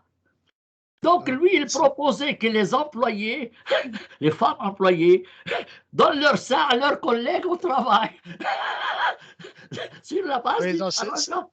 c'est vraiment des histoires de fous. Et en fait, il y a Ça vraiment s'appelle l'allaitement de l'adulte. Mais ça se répète, mais ça se répète. Et ils disent que oui, c'est comme ça. Mais le type de Lazare qui est allé raconter ça à la télé, ils lui ont dit, mais tu as sorti tout ça. Il a dit, mais c'est écrit dans le recueil. Il dit, mais tu es fou, pourquoi tu le sors? Laisse-le dedans. Tu sais, il est sorti de la et télévision. ils l'ont condamné à 5 ans de prison. Quoi. Non, pas lui. c'est encore un autre, mais l'autre, il est sorti de la télévision, il l'a mis en prison. Voilà, c'est des histoires, c'est vraiment des histoires de fous. Mais il y a aussi l'autorisation des mariages pédophiles, de la sexualité Alors, pédophile. les enfants, oui, parce que Mahomet, ils disent qu'il a épousé une fille à 6 ans, mais il a couché avec elle à 9 ans. Mais il faut savoir qu'au Yémen, c'est chaque semaine, il y a des filles qui meurent parce qu'ils sont mariés trop jeunes et la pénétration, la Elles première ne nuit. supportent pas la pénétration. Oui, et puis elles meurent. Elles meurent, c'est chaque semaine, chaque semaine. Et alors, tu fais quoi avec toutes ces normes? Mais le problème, si tu critiques les choses, même dans leur intérêt, du moment que tu touches l'islam, terrible. Mais je te dis hors ligne, que les musulmans vont distribuer les Corans dans les rues de la Suisse, de Genève. Je les ai vus devant le Parlement suisse. Oui, alors moi, j'ai reçu un Coran dans l'exposition du livre de l'Arabie Saoudite. Ils donnent le Coran à tous ceux qui entrent. Mais gare Oui, à toi, prosélytisme. oui, mais gare à toi si tu prends un Coran en Arabie Saoudite, une Bible dans l'Arabie Saoudite. Ils n'accepteront pas. Ils te renvoient dans ton pays. Mais eux, ils ne savent pas. Mais maintenant, moi, j'ai reçu ce livre. Et moi, j'ai fait des études sur ça. Je suis le seul traducteur d'ailleurs du Coran en 3 langues. Et j'ai même écrit un livre sur les erreurs linguistiques du Coran. J'en ai trouvé 2500 erreurs J'ai vu aussi cette linguistiques. vidéo. Oui. Alors, ils se révoltent contre toi. Ils disent, oui, mais merde, alors si vous ne voulez pas que je le lise, pourquoi vous me le donnez? Mais c'est de leur faute. Oui, Mais c'est alors, en fait aujourd'hui. Il faut me remercier. Vous ne voulez quand même pas des perroquets. Vous ne voulez quand même pas des perroquets. Moi, je l'ai étudié et vous devez me remercier, pas me critiquer. Mais alors, dès que tu Il y a une telle répression, en fait, c'est une telle répression dans les pays musulmans que personne n'ose critiquer. Sinon, c'est soit la prison, soit la peine de mort, soit l'ostracisme total. Et en fait, personne n'ose remettre en question des dogmes absurdes ou inhumains. Et c'est pour ça que ça ne bouge pas, en fait. Ça se maintient par la terreur. Mais oui, mais oui, mais oui, mais oui. Écoute, on est là en train de discuter. C'est peut-être aussi ma faute que je suis allé dans toutes les directions, mais j'espère quand même que ça a été plus ou moins utile. Ça fait 1 h 15 qu'on parle. On a abordé beaucoup de points déjà, donc c'est très bien. Mais si tu as des questions urgentes, on va en parler parce que moi, j'ai quelque chose à proposer aux Occidentaux. Oui, alors justement, je venais à cette question. Quel conseil donnerais-tu aux Européens qui refusent, enfin aux Européens ou même aux Américains et à d'autres peuples dans le monde qui ne sont pas musulmans, quel conseil leur donnerais-tu pour ceux qui refusent de se soumettre à la charia? Tu sais, le problème, c'est que si tu suis un guide aveugle, tu finis tout de suite dans une colonne d'électricité. Ah oui, si tu fais pas gaffe, si tu vas te planquer n'importe où. Tu es aveugle. Tu vas entrer dans une colonne d'électricité ou dans une voiture ou comme ça. Et alors, le guide des musulmans, c'est quoi? Le Coran. Et le Coran est un texte aveugle. Et tu le suis, et c'est normal que tu entres dans les murs après. C'est tout à fait normal. Et j'ai toujours dit, le désordre du cerveau arabe et musulman provient du désordre du Coran. Parce oui, c'est confus, c'est extrêmement confus. La confusion du texte du Coran a donné lieu à la confusion de l'esprit arabe. D'ailleurs, tu ne peux pas discuter avec eux. Ils vont dans tous les sens. Oui. Parce que leur texte, tu sais, moi je connais un qui était épileptique, qui répétait des mots, des choses comme ça. Comment s'appelle les termes, qui atteint des dyslexie. Mais le type, moi, je commençais à le suivre comme ça. Tout d'un coup, c'est moi qui ai attrapé cette maladie. C'est contagieux. C'est contagieux. J'ai mis du temps pour m'en libérer. Alors, chaque mot, il le répétait 10 fois, le type. Tu vois, c'est contagieux. La religion, en général, est contagieuse. La folie est contagieuse. Si tu fréquentes des fous, tu finis par devenir fou. Alors, moi, ce que je leur propose, c'est de mettre avant tout de l'ordre dans leur Coran. Alors, je propose que les pays arabes et musulmans, je dis occidentaux, pas seulement occidentaux, mais parce que, tu sais, c'est comme la pandémie. Il ne suffit pas de la combattre chez nous, en Occident, si elle est maintenue dans les pays arabes musulmans. Il faut le combattre partout. Oui. Oui, d'ailleurs, le Coran, il dit, combattez-les tous comme ils vous combattent tous. Le Coran le dit comme ça. Et tu te dis, le Coran, c'est excuse-moi, je suis obligé de préciser parce que c'est pas uniquement défensif l'islam, c'est-à-dire qu'ils sont obligés d'attaquer, de convertir de gré ou de force le monde entier en fait. Oui, mais ce que je veux dire, c'est que si tu veux prendre des mesures, il ne faut pas seulement les prendre pour les Occidentaux, il faut les prendre aussi pour les autres. Tu vois, tu ne peux pas lutter contre la pandémie du coronavirus seulement en France et tu laisses l'Afrique mourir de maladie parce qu'il suffit qu'un voyage et puis voilà, oui. C'est la contagion partout. Il faut généraliser la lutte. Et il faut qu'elle soit générale. Alors moi j'ai dit, il faut interdire la publication du Coran dans l'ordre actuel. Il faut imposer un Coran par ordre chronologique. Pourquoi? Pour remettre de l'ordre. Voilà. Parce que ça ne sert à rien si tu as quelqu'un qui est confus. Comment tu veux lui parler? Commence par mettre de l'ordre dans ses idées. Commence par mettre. Et le premier moyen pour mettre de l'ordre dans les raisonnements des musulmans, c'est de mettre de l'ordre dans leur guide. Et si une fois tu as mis le Coran par ordre, tu te rends compte que ce Coran a évolué. Et que cette partie, la première, est plus ou moins digeste, mais la deuxième partie est terrible. Oui. Alors, et je dis, il faut mettre un avertissement dans le Coran, comme dans la Bible, comme dans l'Évangile. C'est des livres sacrés, ou de sacrés livres, comme moi je les appelle, des sacrés livres qui sont contraires aux droits de l'homme. Il faut mettre un avertissement. Tu sais, en France, c'est interdit de publier Mein Kampf de Hitler sans l'avertissement d'un tribunal. Eh bien, moi, je pense que c'est la même chose doit être fait avec les 3 livres sacrés. Le Et parce sacré. que ce sont des livres qui sont marqués saints, en fait. On dit le Saint-Coran, la Sainte Bible. Mais oui, Et- mais oui. Moi, alors qu'on voit des appels au meurtre, au massacre, au viol, en fait, dans les deux livres. Quoi. mais oui, mais oui. D'ailleurs, dans mes étudiants, j'ai toujours dit qu'il ne faut jamais quitter la vie sans avoir étudié, lu 4 livres. Je me dis Oui. lesquels? La Torah, l'Évangile, le Coran et Mille et Nuits. Ah, je ne l'ai pas lu celui-là. Et pourquoi Mille et Nuits? Je dis, est-ce que tu as vu quelqu'un tuer un autre au nom d'Ali Baba, les 40 voleurs? Ils ont dit non. Je dis, ah, vous voyez, Mille et Nuits est meilleur. Ouais, ça fait pas. Je les ai piégés, tu vois. Alors, je les ai provoqués à poser la question, pourquoi Mille et Nuits? Tu vois.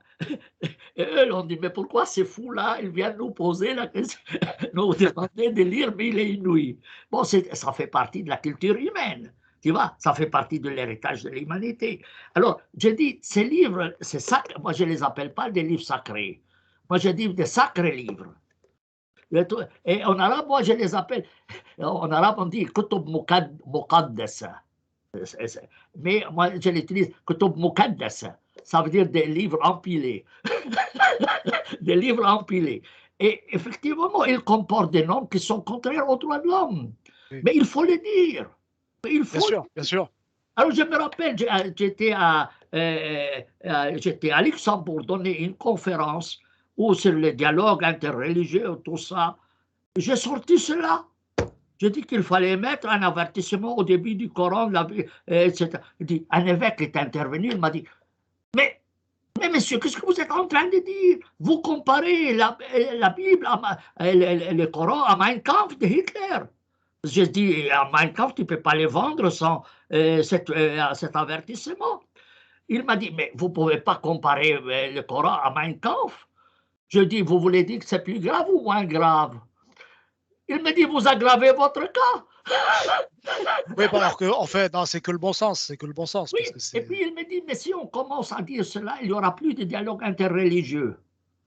Si vous commencez à me dire, il faut mettre dans le Coran un avertissement que c'est contraire aux droits de l'homme. Je dis, alors, si on aborde jamais les vrais sujets, ça ne sert à rien. Je lui ai répondu, monsieur l'évêque, depuis 50 ans que les chrétiens font des dialogues interreligieux, ça a servi à quoi? Le dialogue interreligieux n'a servi qu'à manger et voyager gratuitement. Tout ça, c'est Ouais. les autres. Je lui ai dit ça. Mais il y a un prêtre il y a un prêtre égyptien, un chrétien égyptien, un prêtre qui est d'accord avec toi. Parce qu'il dit qu'en 50 ans, ça n'a pas progressé, ça n'a pas avancé d'un pouce. Quoi. Boulad. Oui, Boulad, oui. C'est un ami à moi. Ah bah, ça m'étonne pas. Vous avez vous êtes d'accord sur beaucoup de points. Donc, mais c'est bien que vous le connaissiez. Il est syrien. Il est d'origine syrienne. Et tu sais qu'est-ce que ça veut dire Boulad? Boulad, le terme Boulad? Acier. Ah oui, parce qu'il avait expliqué que sa famille travaillait dans l'acier auparavant. Mais en tout cas, effectivement, c'est un homme acier. Tu vois, comme moi, je m'appelle Samuel Leloup. Ouais, bah c'est bon signe. C'est bon signe. On voit que c'est pas par hasard. Oui, et moi, j'ai mon saint patron à moi, c'est Jean-Baptiste. Tu vois? Comme dans les évangiles. Oui, et tu connais Jean, parce que, bon, je ne veux pas te raconter, mon nom c'est Samy ici, mais dans ma famille, on m'appelle toujours Jean. Et parce que mon patron, saint patron, c'est Jean-Baptiste. Alors Jean-Baptiste n'avait pas la langue dans la bouche. Dans la poche. Dans la poche. Non, dans la poche, on dit dans la poche, il l'a sorti. Dans la poche, je m'excuse. Alors, fils de vipère, il leur disait, fils de vipère. Oui. C'est une insulte terrible au Proche-Orient, fils de vipère. Tu sais très bien, fils de vipère. C'est vrai que maintenant, il y a tellement d'insultes qu'on ne se réalise plus, mais c'est vrai que peut-être, oui, au Proche-Orient à l'époque, c'était vraiment une insulte sérieuse. Aïe, le type vraiment n'avait pas la langue dans la poche.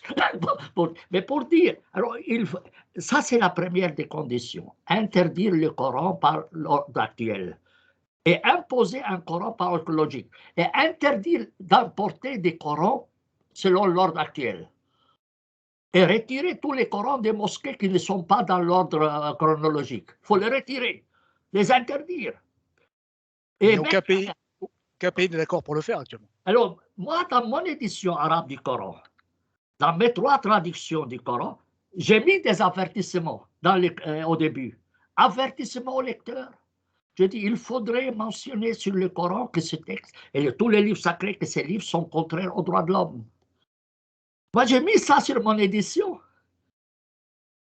Et, Et même il a pu être édité dans des pays. Ils ont pu être moi, édités dans des pays. Non, moi, je les ai édités chez Amazon. Je n'ai pas Ah oui, besoin d'accord, d'autorisation. Mais ils sont distribués autant que les autres. Et sinon, ils sont disponibles gratuitement chez Academia ou chez d'autres sites Internet ou sur mon site à moi, on peut télécharger gratuitement. Et l'avertissement y est. Mais parce qu'il faut être vrai. Il faut être vrai. Alors, et je dis qu'il faut vraiment mettre des conditions pour l'entrée des musulmans en Occident. Oui. Moi, si un musulman, si moi j'étais responsable d'un pays comme la France, quelqu'un qui demande le permis d'étudier en France, je lui dis, est-ce que tu acceptes les normes de la Déclaration universelle des droits de l'homme? Lesquels? L'article de la liberté religieuse, l'article sur le mariage. S'il dit non, je ne lui permets pas de venir étudier en France. Et pour la citoyenneté, peut-être même ce qu'avait fait Trump, c'est refuser la citoyenneté à des musulmans de vivre en Occident, en Europe. Non, non. S'il accepte de céder, je n'ai pas de problème. Je ne vais pas être discriminatoire à ce point-là. Mais la France, c'est quand même à signer la Déclaration universelle des droits de l'homme. Ça, c'est un point de désaccord qu'on a, je pense, alors, parce que le problème, c'est qu'on a accepté des populations de culture musulmane qui, au départ, n'ont pas forcément pratiqué l'islam, mais qui ont retrouvé, pour beaucoup, leur religion, ouais. Et qui sont devenus, de par cette redécouverte de la religion, un danger vraiment réel pour la France. Mais c'est la même chose aussi, un Français peut devenir musulman. Alors, on fait quoi avec? Alors, moi, je ne lui donnerai pas du travail. Un Français non, mais je lui... Il y a moins de risques.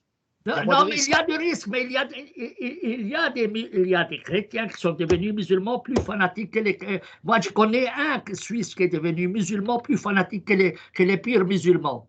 Je les connais.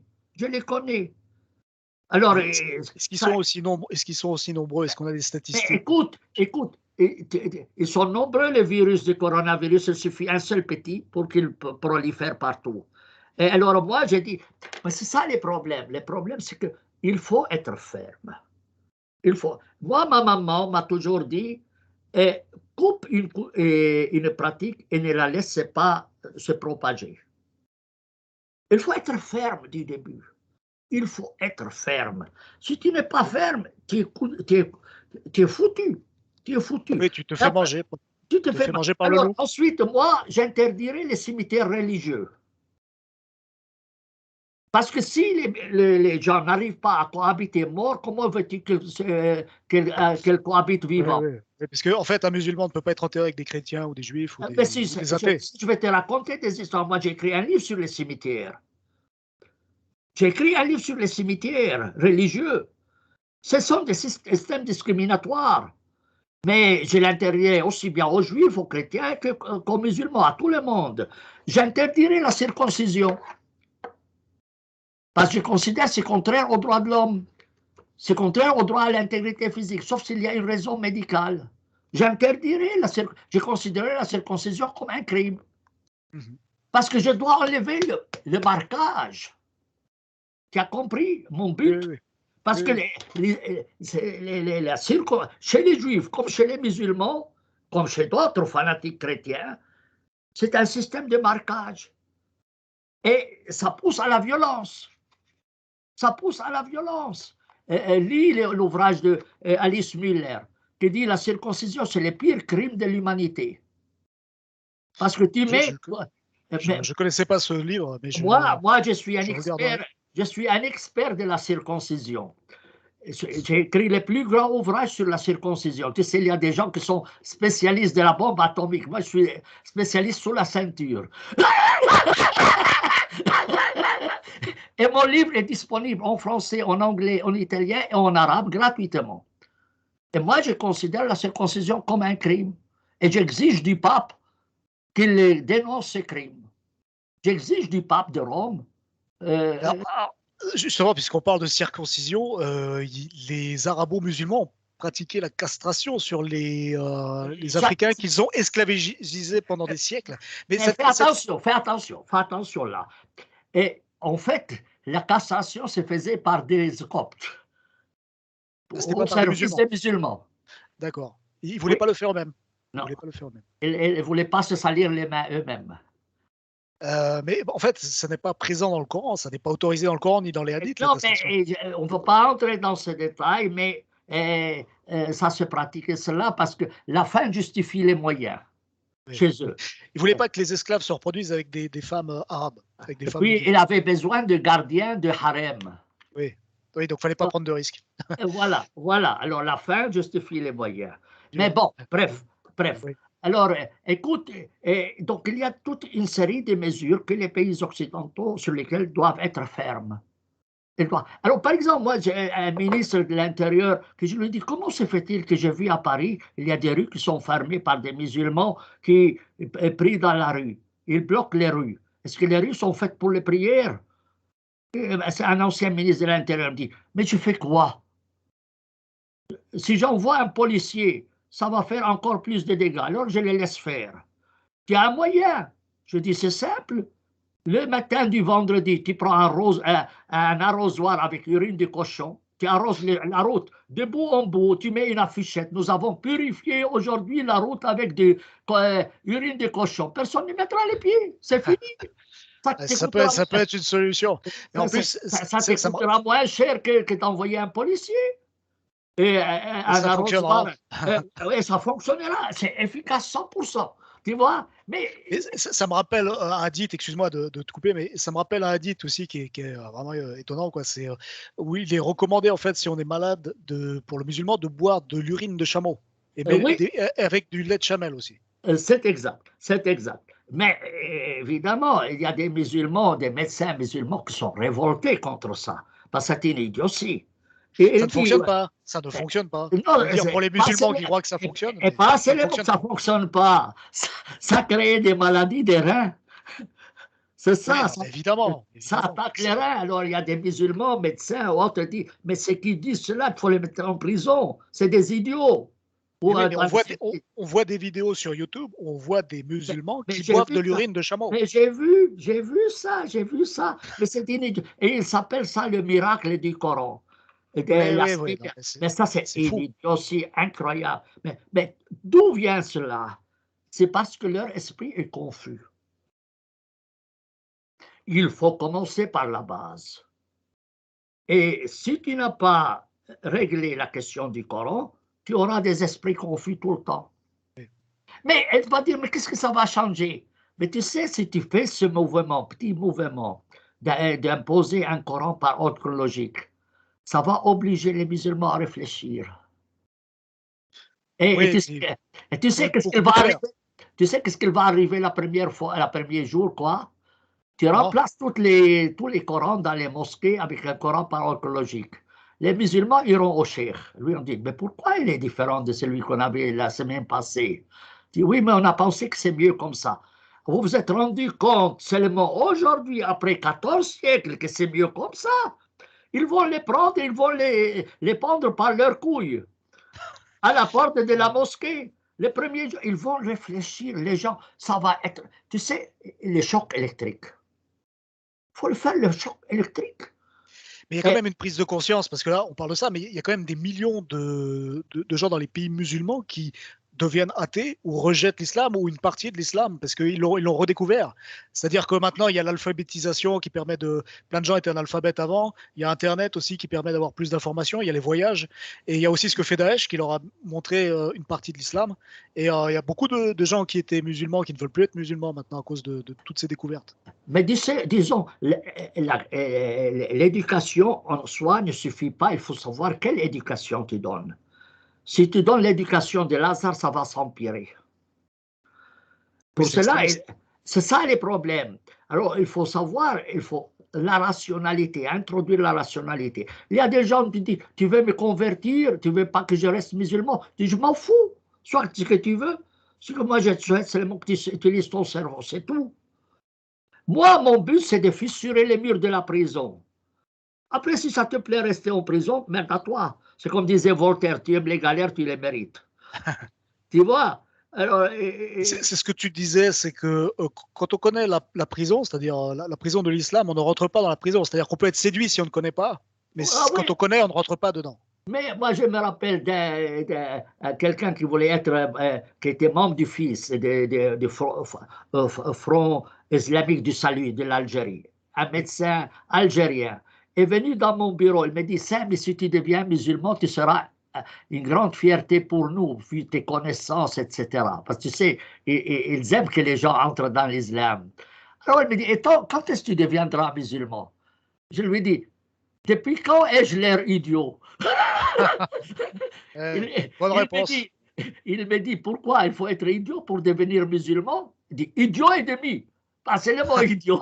Je dis, mais comment? Je dis, c'est lui qui connaît ce qui est dans les prisons, entre pas. Oui, Moi, bah je ne suis oui. pas idiot. Je ne suis pas idiot. Mais moi, tu sais, je ne fais pas d'émission. Je ne veux pas que les gens deviennent chrétiens, c'est leur affaire. Moi, j'ai par exemple des difficultés à respirer, je ne veux pas nager bien que j'ai le lac à côté de moi. Tu vois, je force personne. Mais ce que je demande aux gens, c'est vraiment d'utiliser leur cerveau. Et si un musulman ne nuit à personne, s'il veut croire à des légendes, mais c'est son problème. Toutes les religions du monde ont des légendes, même en Suisse. Si tu rassembles toutes les légendes suisses, tu auras un livre plus gros que l'Ancien Testament. Mais l'important, c'est est-ce qu'ils ont des caractères normatifs nuisibles? C'est ça Oui. le problème. Violent. Les légendes, toutes les cultures ont des légendes. Et même toi, tu vas à la télévision pour regarder une légende. Tu payes même pour Oui. aller à la Au télévision. film, au cinéma, oui. Oui, tout ça, c'est des légendes. C'est pas différent. Mais l'important, est-ce que tu vas appliquer ça dans ta vie? C'est ça le problème. Alors, je leur dis, vous voulez croire à mille et une nuits. Voyez, ce n'est pas un problème. L'important, c'est de ne pas la mettre en application.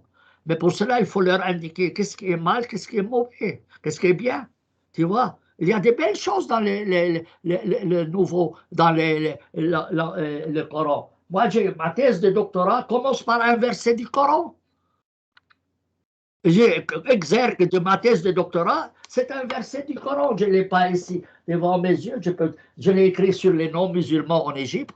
Tu vois, et ne cachez pas la vérité alors que vous la connaissez, dit un verset du Coran. Je trouve c'est joli, c'est vrai. Pour cela, moi, je suis vrai avec toi. J'estime que c'est mon devoir. C'est mon devoir de dire la vérité. Parce que il y a un qui me dit, mais pourquoi tu t'occupes de l'islam autant? Je dis, il y a des médecins qui s'occupent de la maladie toute leur vie. Ce n'est pas par amour pour la maladie, mais par amour pour les malades et pour l'humanité. Bon, moi, c'est pareil. Je décidais de faire cette vidéo. Enfin, je t'ai demandé si on pouvait faire cette vidéo parce que il y a urgence, quoi. Vu toute la Et situation actuelle. même dans l'intérêt des musulmans, même dans l'intérêt des musulmans, on n'a rien contre les musulmans, mais simplement on ne veut pas que eux se,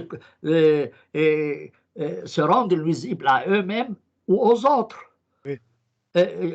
J'aime pas que les gens discriminent quiconque, mais j'exige quand même le respect de certaines normes de société. Et j'ai toujours dit, si tu vas à Rome, tu vis comme les Romains. Tu vas à Paris, tu respectes les lois du pays. Si ça ne te plaît pas, d'ailleurs, les conventions sur les immigrés, les dit, sur les réfugiés, les dit, article 2, toute personne qui demande l'asile politique dans un pays doit respecter les normes du pays où il va. Mais mais la France ne respectait pas cette norme. En Angleterre non plus, mais c'est vrai, oui. Mais Et dans d'autres pays, mais est-ce que c'est la c'est faute des exact. musulmans ou c'est la faute des Français qui n'ont pas de couilles? Ah bah, y a des Français qui ont des couilles, mais beaucoup, effectivement, Non, ne non, pas réagissent des pas contre couilles. ça. Non, non, pas des couilles. Est-ce que tu les as vus? Bah, moi, j'ai quitté la France justement parce que je supportais plus Alors, je me rappelle, cet état des choses. dans une conférence à Paris, j'ai dit à quelqu'un, vous avez vu les couilles de M. Hollande? Il m'a dit non. J'ai Il vu m'a la dit non. conférence. Je lui ai dit, J'ai vu mais ta si tu n'es conférence. pas curieux comme tu es, s'il avait des couilles, tu les aurais vus. Ouais. Mais comme il n'en Ah ouais, a pas, tu n'as pas pu le voir.